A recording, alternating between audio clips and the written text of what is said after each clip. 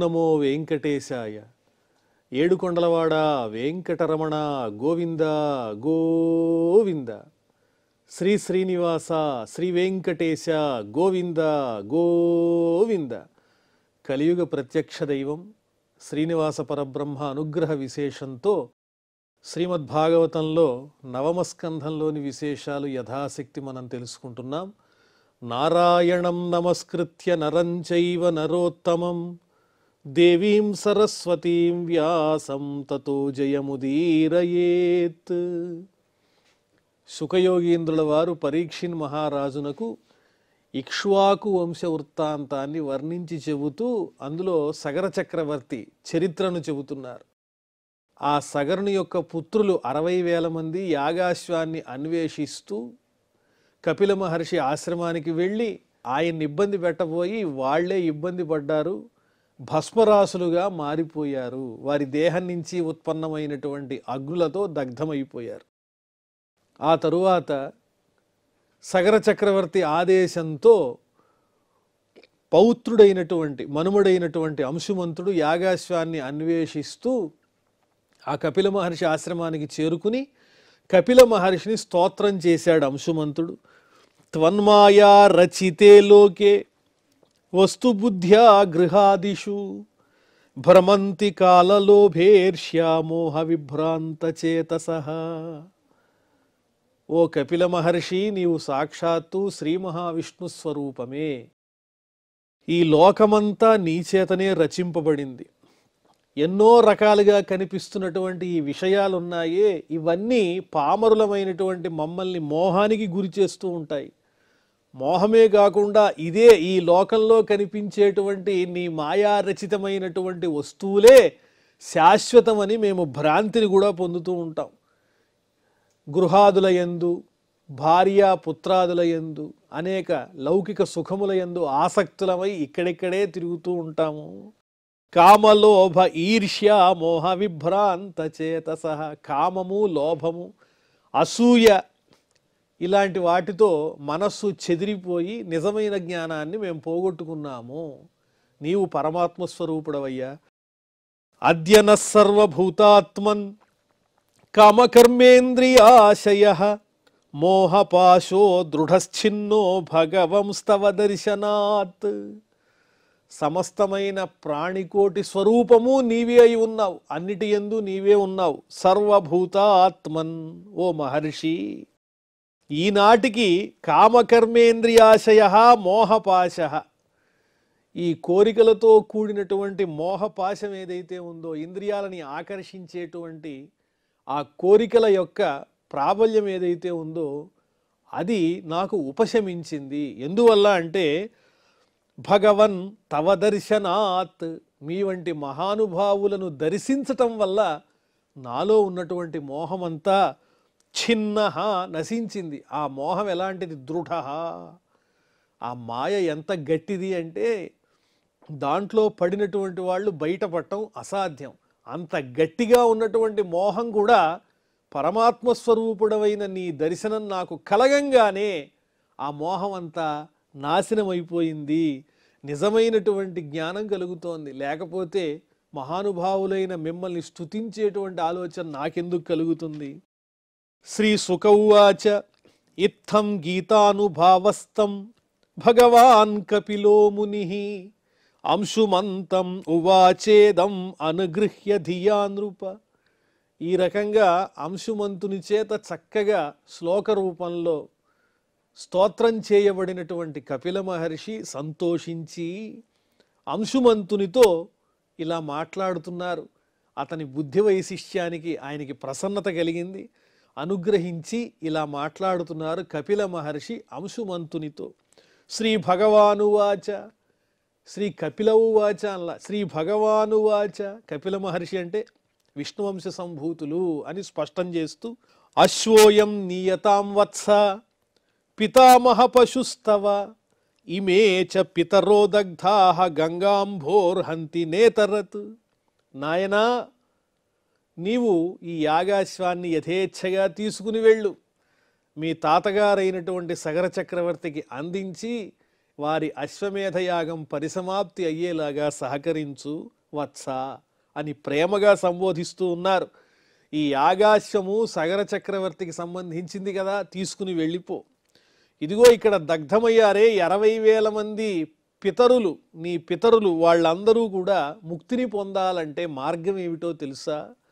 వాళ్ళు ఉత్తమమైన లోకాలను పొందాలంటే ఆకాశగంగ దిగి రావాలి.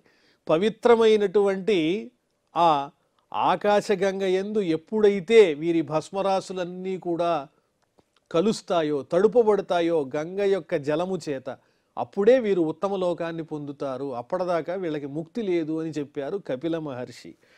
తం పరిక్రమ్య శిరస ప్రసాద్య హయమానయత్ సగరస్తేన పశునా యజ్ఞశేషం సమాపయత్.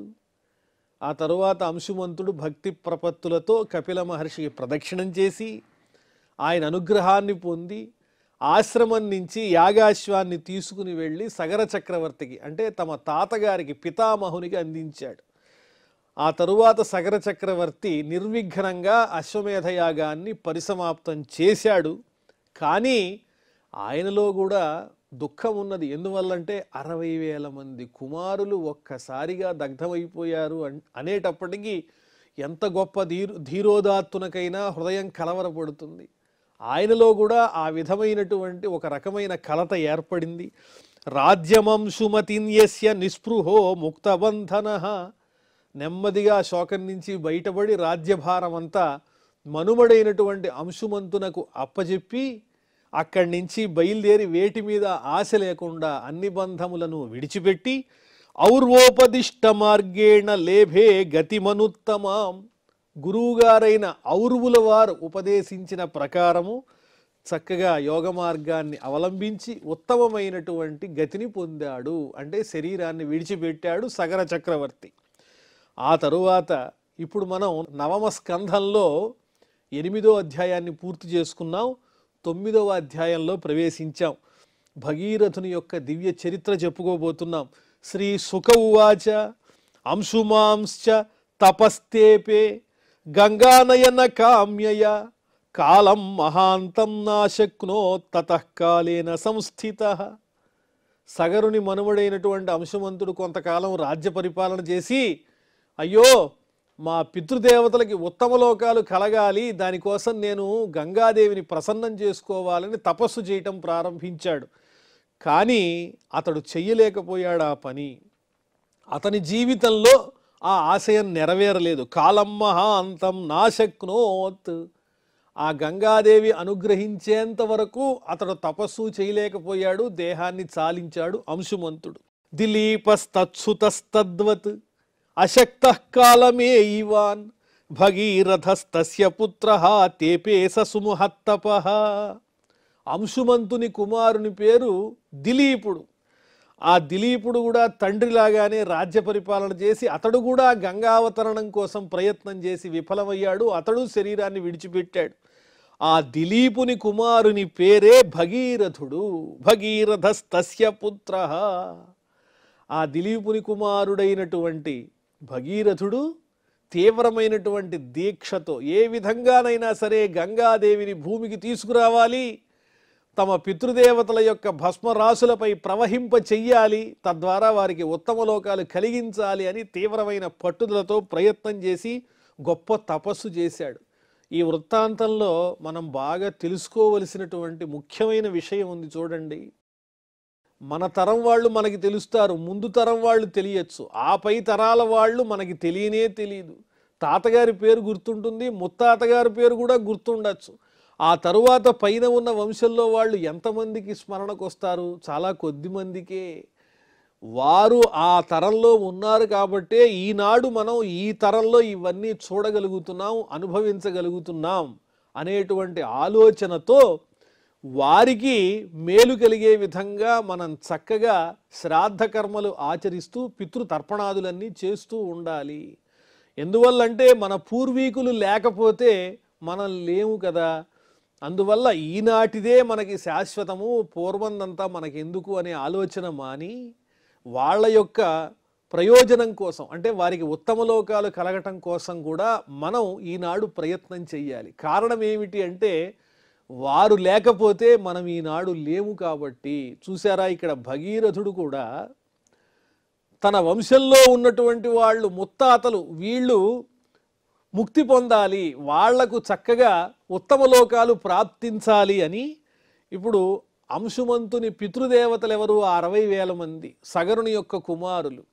ఆ సగరుని కుమారుల యొక్క అభివృద్ధి కోసం అంశుమంతుడు తమ పితృదేవతలని పితరులు అని చెప్పి ప్రయత్నం చేశాడు.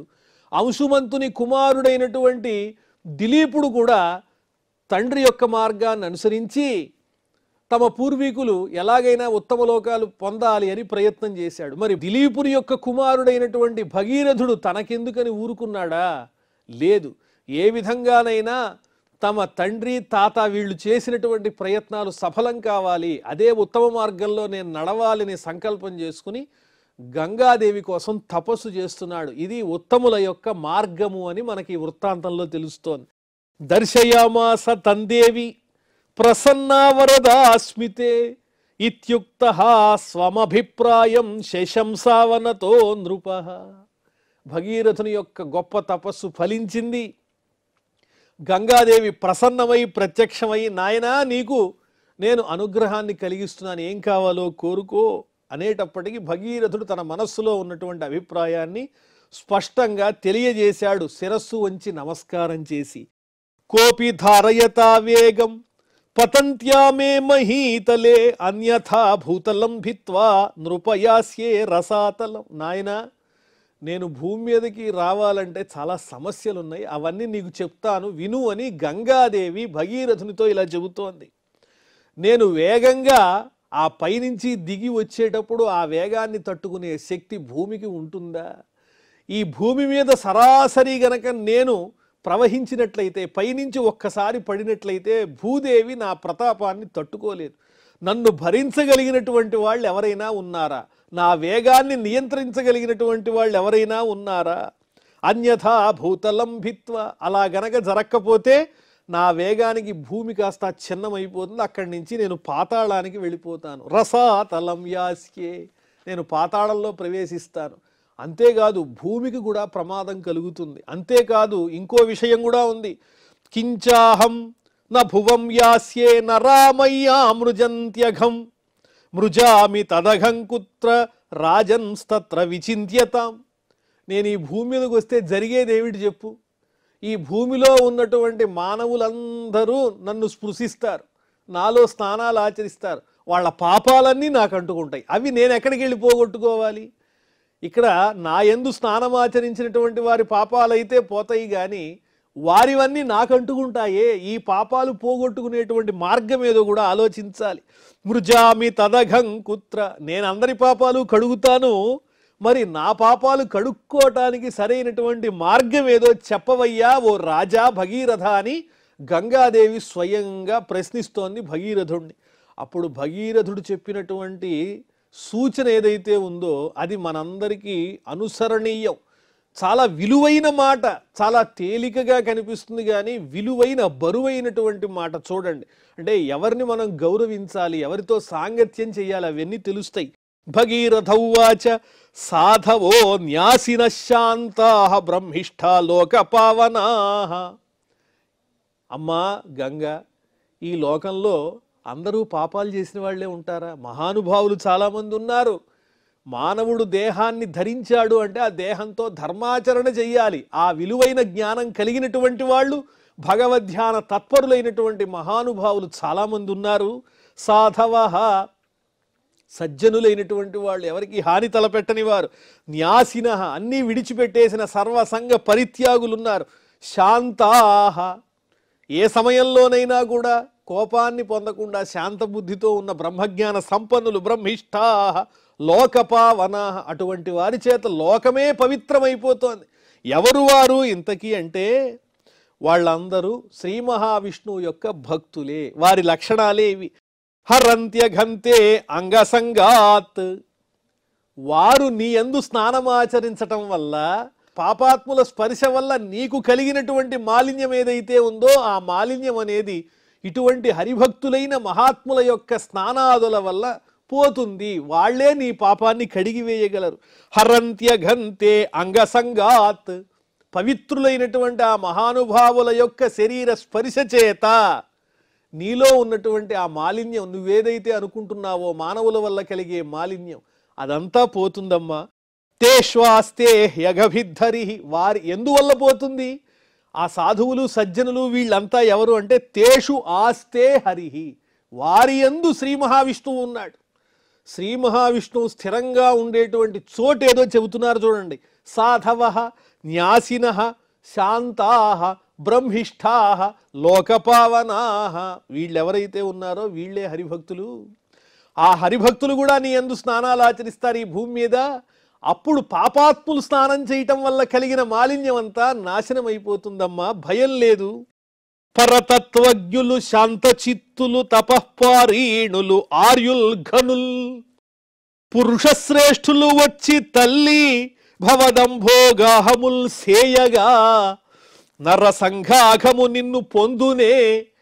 జగన్నాథుండు నానాఘ సంహరుడా విష్ణుడు, వారి చిత్తముల తానయ్యుంట మందాకిని, వారి హృదయంలో తానే నిత్యము నివాసుడై ఉంటాడమ్మా ఆ శ్రీనివాసుడు.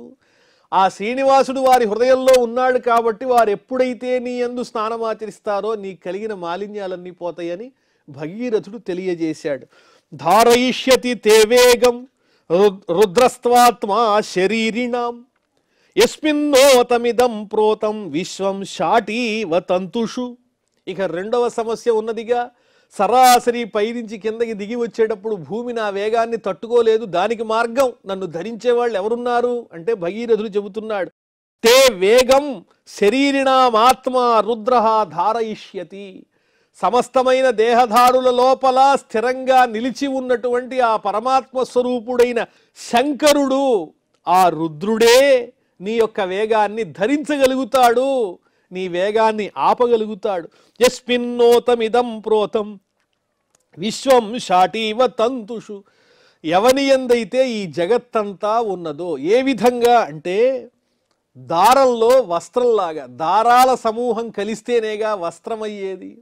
ఈ దారాల సమూహమైనటువంటి ఈ జీవులంతా ఎవరు అంటే వస్త్ర సమానమైనటువంటి పరమేశ్వరుని యొక్క స్వరూపాలే తప్ప వేరొకరు కాదు.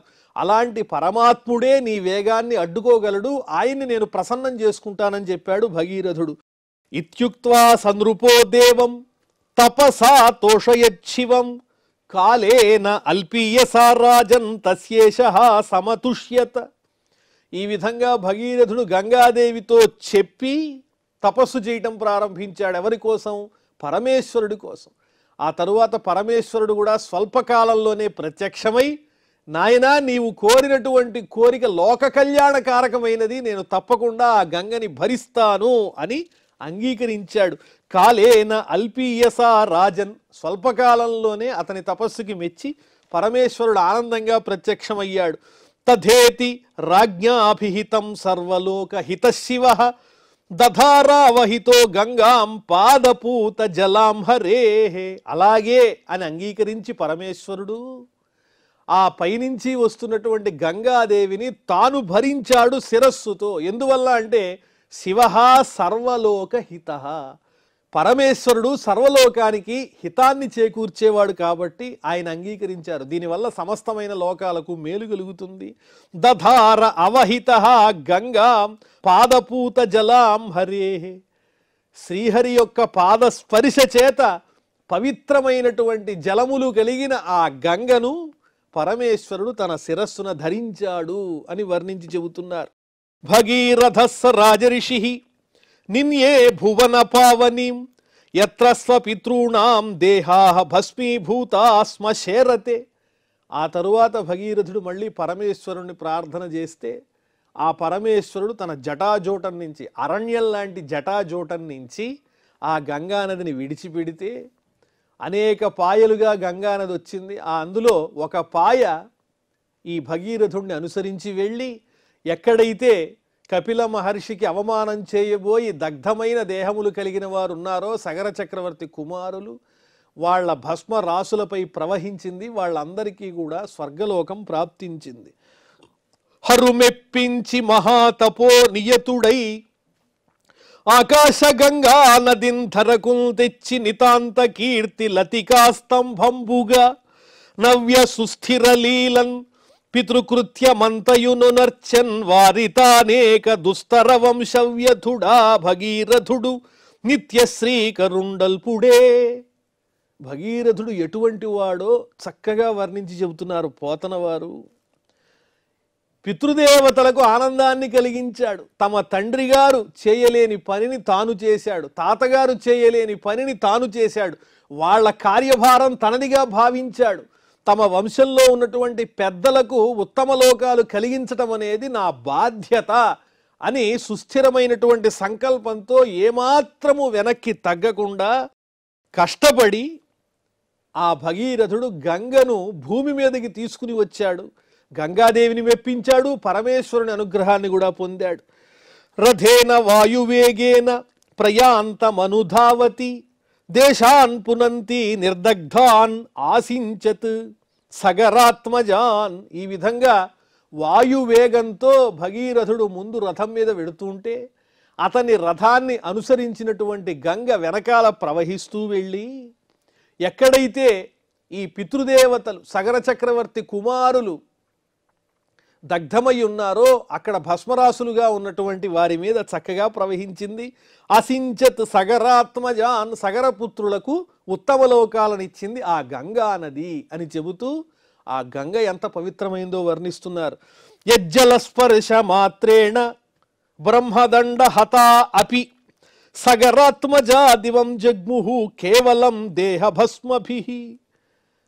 ఆ గంగా నది జలస్పర్శ చేత బ్రాహ్మణోత్తముడైనటువంటి కపిల మహర్షికి అపచారం చేసినటువంటి సగరపుత్రులు కూడా, వారి భస్మరాసులు కూడా పునీతమయ్యాయి. వాళ్ళ దేహం లేకపోయినా ఆ భస్మరాసులే పునీతమై వారు ఉత్తమ లోకాల్ని పొందారు. సగరాత్మజ దివం జగ్ముహు కేవలం దేహభస్మభి. వారి దేహ సంబంధమైనటువంటి భస్మముల చేతనే పునీతులై ఉత్తమ లోకాల్ని పొందారు. మరి భస్మీభూతాంగ సంగేన స్వర్యాతా సగరాత్మజాః కిం పునఃశ్రద్ధయా దేవీం ఏ సేవంతే ధృతవ్రతాః. భస్మంగా మారిపోయినటువంటి సగరపుత్రులే ఆ గంగా నది జలస్పర్శ చేత ఉత్తమ లోకాలు పొందారంటే మరి ఈ దేహం ఉండంగానే పవిత్రమైన పుణ్యమైనటువంటి ఆ గంగయందు స్నానమాచరించి భక్తిగా ఆ గంగను సేవించినటువంటి వారు ఇంకెంత అదృష్టవంతులో కదా. ఇందులో చెప్పబడిన వృత్తాంతాలన్నీ కూడా మనకు ఒక మెలకువని కలిగిస్తూ ఉంటాయి. అంటే అనుభవాన్ని సంపాదించడానికి ఉపయోగపడతాయి. ఎంతో కష్టపడి భగీరథుడు ఈ భూమి మీదకి గంగను తీసుకువస్తే ఆ ప్రయోజనాన్ని మనం అనుభవిస్తున్నాము.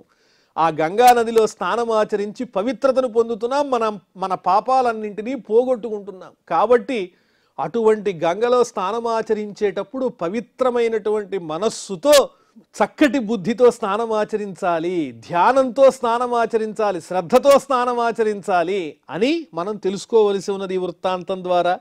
శ్రద్ధగా ఎవరైతే చక్కగా నియమంతో గంగలో స్నానమాచరిస్తారో, గంగని పూజిస్తారో, గంగని సేవిస్తారో వాళ్ళ ఉత్తమగతి గురించి ఇంకా చెప్పేదేముంది అని ఆ గంగా నది యొక్క గొప్పతనాన్ని గురించి చాలా చక్కగా వర్ణించి చెప్పారు వ్యాసుల వారు. ఈ విశేషాలన్నీ మనం తెలుసుకుంటున్నాం. ఇక ఇప్పుడు క్షమాప్రార్థనాదులతో ఈ కార్యక్రమాన్ని పరిసమాప్తం చేసుకుందాం. అథ క్షమాప్రార్థన. యదక్షరపదభ్రష్టం మాత్రాహీనంచ యద్భవేత్ తత్సర్వం క్షమ్యతాం దేవ నారాయణ నమోస్తుతే. శ్రియః కాంతాయ కళ్యాణ నిధయే నిధయేర్థినాం శ్రీవేంకట నివాసాయ శ్రీనివాసాయ మంగళం.